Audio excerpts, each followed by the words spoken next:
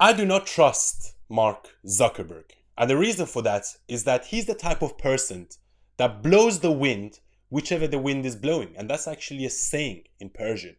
He's the type of person that would change his opinion based on the current.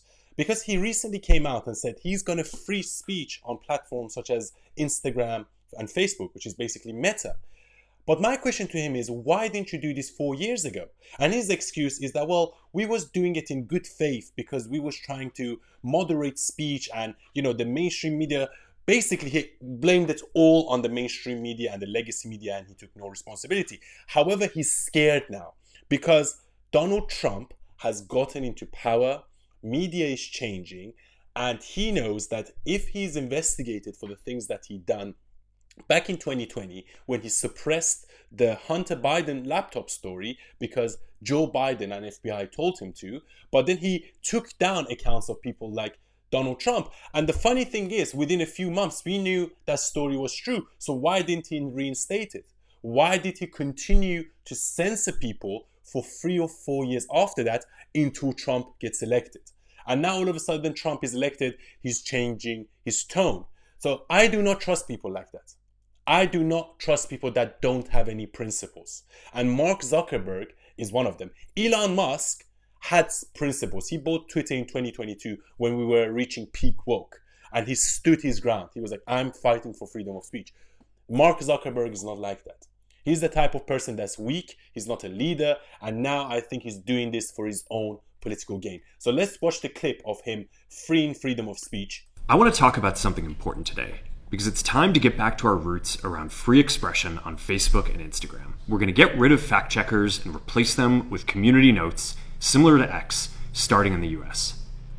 After Trump first got elected in 2016, the legacy media wrote nonstop about how misinformation was a threat to democracy.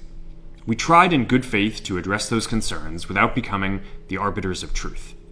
But the fact checkers have just been too politically biased and have destroyed more trust than they've created, especially in the US. We're also going to tune our content filters to require much higher confidence before taking down content. The reality is that this is a trade-off. It means we're going to catch less bad stuff, but we'll also reduce the number of innocent people's posts and accounts that we accidentally take down. We're going to move our trust and safety and content moderation teams out of California, and our US-based content review is going to be based in Texas. As we work to promote free expression, I think that it will help us build trust to do this work in places where there is less concern about the bias of our teams. All right, so look, I'm happy that he's doing this because, my biggest page is on my Instagram. I have close to 70,000 followers. So I actually grew my account when he was like peak woke. So now if he is, freeing freedom of speech, then that is a good thing. However, there's irony here, because recently I had a video just after he made that speech, like literally a day after or 2 days after. I had a video on my Instagram doing a podcast with this guy called Arif Hussein. And basically I said, grooming gangs are systemic in Islam, which they are. It happens to this day in Islamic countries and used to always happen back during Muhammad times. And that video was taken down. I'm going to leave a picture on the screen now. That video has been taken down. Why has it been taken down? Especially after you made that speech. And I've already made like hundreds of controversial videos. All of them are still there. But you decide to take this video down after you made that speech?